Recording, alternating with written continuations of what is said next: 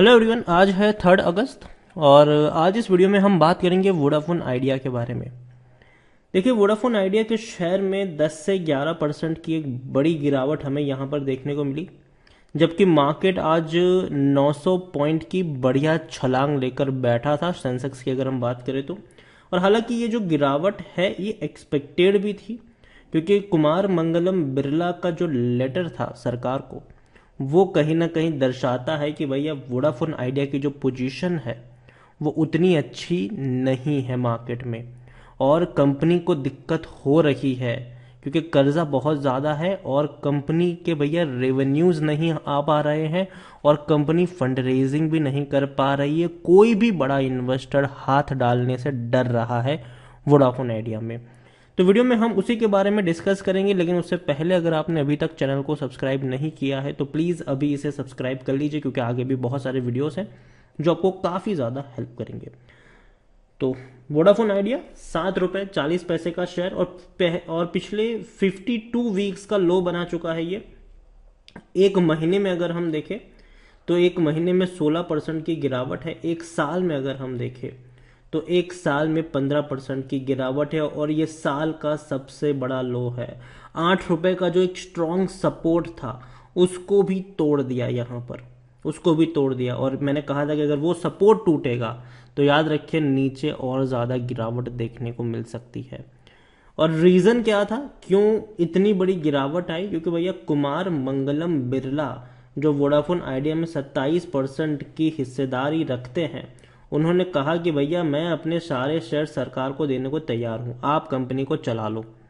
और उनके इस लेटर की बदौलत कहीं ना कहीं मार्केट में एक बड़ा पैनिक जरूर फैला है, खासकर वोडाफोन आइडिया को लेकर। अब देखिए, Aditya Birla group chairman Mangalam Birla who holds around 27% stake in Vodafone Idea has expressed a desire to hand over his stake in the Vodafone Idea to the government or any other entity chosen by the center। उन्होंने अपना मतलब बताया है कि सरकार चाहे तो वो हिस्सा ले ले, या तो कोई भी ऐसी एंटिटी जो सरकार चूज करे उनको वो हैंड ओवर करने के लिए तैयार है। बस शर्त सिर्फ इतनी है कि कंपनी को आप डूबने से बचा लो। यहां पर आप देखिए, telecom sector use to be busting space for few years ago with participation of dozen player, all the companies have gone down since when the expectation of Vodafone को काफ़ी ज़्यादा दिक्कत टेलीकॉम कंपनियों को हुई है। और उसका रीज़न ये है कि भैया adjust gross revenue AGR dues, कई सारी कंपनी के AGR ड्यूज काफ़ी ज़्यादा है। एयरटेल के 43,000 करोड़ तक के AGR ड्यूज थे और वोडाफोन आइडिया के 50,000 करोड़। हालांकि एयरटेल ने चलो फंड रेजिंग कर ली, लेकिन वोडाफोन आइडिया फंड रेजिंग नहीं कर पा रहा है। और दोनों ही कंपनी भैया सुप्रीम कोर्ट गई थी, लेकिन सुप्रीम कोर्ट ने उनकी अर्जी को भैया सिरे से खारिज कर दिया। अब यहां पर कुमार मंगलम बिरला ने कहा है, क्लियरली कहा है, has made it clear in the letter that foreign investors mostly non Chinese, मतलब जो चाइनीज इन्वेस्टर नहीं, मतलब US UK के जो अच्छे अच्छे इन्वेस्टर है वो हेजिटेट कर रहे हैं कंपनी में पैसा लगाने, मतलब वोडाफोन आइडिया में पैसा लगाने से। और उनके रीजन भी भैया अंडरस्टैंडेबल है, ऐसा नहीं। आप देखिए यहाँ पर Kumar Mangalam Birla has made in clear in the letter that foreign investor mostly non Chinese are hesitate to make investment in Vodafone for understandable reasons. In light of this will government allow Vodafone to close down or will it opt for nationalisation? और मतलब यही है कि या तो भैया Vodafone idea को बंद करना पड़ेगा या सरकार यहां पर खुद वोडाफोन आइडिया के लिए कुछ करे। पिछले काफी वक्त से जो कुमार मंगलम बिरला जो है वो सरकार से मदद मांग रहे हैं कि भैया जो कर्जा आप AGR ड्यूज है उसको कम करिए, कम करिए, कम करिए, लेकिन कोई राहत नहीं मिल रही है।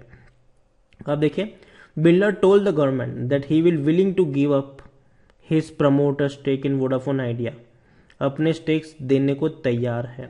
He said that without immediate government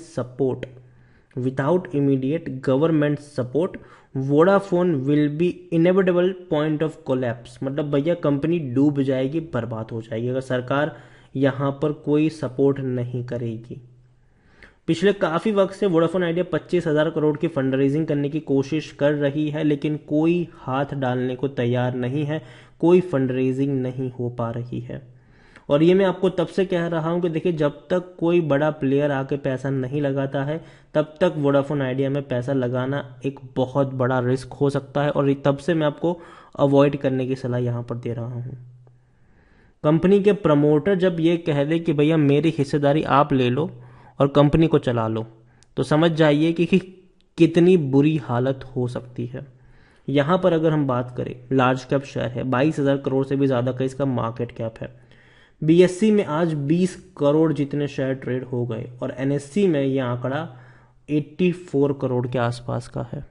मतलब 100 करोड़ से भी ज़्यादा शेयर की ट्रेडिंग हो चुकी है आज के दिन में, बीएससी और एनएससी दोनों में कम मिला के देखें उससे ज़्यादा की। यहाँ पर हम एक और चीज़ देखें तो अगर मैं आपको यहाँ पर एक और वोडाफोन आइडिया के बारे में देखें तो टेक्निकल रेटिंग जो है वो उतनी अच्छी नहीं है, गिरावट के संकेत है। एक और चीज़, according to Moneycontrol user 71% लोग खरीदने की सलाह दे रहे हैं, 23% लोग बेचने की बात कर रहे हैं, 6% लोग होल्ड करने की नसीहत यहाँ पर आपको देते नजर आ रहे हैं। रेवेन्यू में डेफिनेटली कह सकते हैं कि थोड़ा सा उछाल जरूर है, लेकिन प्रॉफिट नहीं है, दिक्कत प्रॉफिट में है। 2017 में 821 करोड़ का लॉस, 2018 में 4,500 करोड़ का लॉस, 2019 में 15,000 करोड़, 75,000 करोड़, 45,000 करोड़। नुकसान हर साल बढ़ते जा रहे हैं। दूसरी तरफ जो कर्जा है वो उससे ज़्यादा बढ़ रहा है। आप देखिए, सरकार को तो पैसा चुकाना ही है एजीआर ड्यूज का, उसके अलावा बैंकों का भी पैसा बकाया है, और ऐसे में भैया ब्याज पे ब्याज चढ़ रहा है इनके ऊपर। प्रमोटर के पास 72% की होल्डिंग यहां पर देखने को मिल रही है। वोडाफोन पीएलसी और आइडिया दोनों ने मिल के मर्ज किया था, दोनों ही यहां पर प्रमोटर है। और वोडाफोन आइडिया को मैं काफ़ी वक्त से ट्रैक कर रहा हूं, मैंने हर बार कहा है कि अभी यहां पर पड़ने की ज़रूरत नहीं है। काफ़ी लोगों ने मेरी इस कमेंट से डिसएग्री भी किया था, लेकिन मैं उनका भी रिस्पेक्ट करता हूं। लेकिन मैं एक चीज़ कहूँगा कि देखिए, कंपनी, आप खुद सोचिए, पहली चीज़, सरकार एजीआर का जो पैसा है, मतलब जो सुप्रीम कोर्ट में इन्होंने अर्जी दाखिल करी है, वो एजीआर का जो पैसा है वो कम करने को तैयार नहीं है। दूसरी तरफ इतना ज़्यादा कर्जा है कि कोई पैसा देने को तैयार नहीं है। फंड रेजिंग पिछले साल से कर रहे हैं, लेकिन हो नहीं पा रही है ये फंड रेजिंग, नहीं हो पा रही है फंड रेजिंग। प्रमोटर एडिशनली पैसा ऐसी कंपनी में क्यों डालेंगे जो ऑलरेडी डूब रही है? तो प्रमोटर भी भैया अपने से जेब से पैसा डालने को तैयार नहीं है, और ना ही होंगे तैयार यहाँ पर। और देखिए, यहाँ पर दोनों का मिला जुला है, वोडाफोन पीएलसी का भी है और आइडिया का भी है, और दोनों ही थोड़ा डालने के लिए तैयार होंगे यहाँ पर इतनी जल्दी, तो दिक्कत तो है वोडाफोन के लिए। और मेरे हिसाब से अगर सरकारी सपोर्ट नहीं मिलेगा, गवर्नमेंट सपोर्ट नहीं मिलेगा, तो जो कहा है आदित्य बिरला के जो चेयरमैन हैं, वो मेरे हिसाब से काफ़ी सही बात उन्होंने बताई भी है कि सरकार के सपोर्ट के बिना कंपनी का चलना मुश्किल है। एक खबर कि चलो हाँ भाई हम आपको इतना राहत देंगे, अगर ऐसी कोई खबर आ जाती है तो याद रखिए 7 रुपये का शेयर सीधा 70 पे पहुंच जाएगा, ठीक है। लेकिन जब तक नहीं आएगी तब तक याद रखिए इसका बचना थोड़ा मुश्किल है मेरे हिसाब से। लेकिन हाँ, कंपनी डूबेगी नहीं, अगेन मैं कह रहा हूँ कंपनी डूबेगी नहीं, लेकिन हाँ 1-2 साल तक चलेगी। उसके बाद क्या होगा ये तो भैया आने वाला वक्त ही बताएगा। यहाँ पर अगर फंड रेजिंग नहीं होती है तो कंपनी 1 साल के अंदर डूब सकती है। अगर फंड रेजिंग हो जाती है यहाँ पर तो शायद इसको 1-2 साल की और लाइफलाइन मिल जाएगी। ओवरऑल मैं इतना कहूँगा वोडाफोन आइडिया को लेकर, देखिए कंपनी मुझे पसंद आती है, ठीक है, लेकिन शेयर मुझे इसका उतना ज़्यादा पसंद नहीं आता है, क्योंकि देखिए प्रॉफिट नहीं है। देखिए एयरटेल भैया प्रॉफिट करने लग गया, ठीक है, लेकिन वोडाफोन अभी भी प्रॉफिट नहीं कर पा रहा है।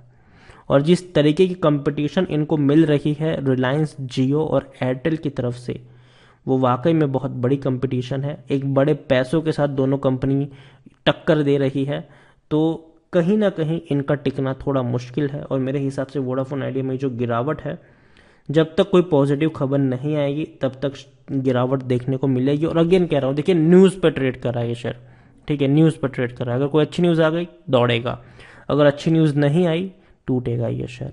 तो यहाँ पर मैं अवॉइड करने की ही सलाह दूंगा कि जहाँ पर अनसर्टेनिटी ज़्यादा हो वहाँ पर उतना ज़्यादा आपको जोखिम नहीं लेना चाहिए।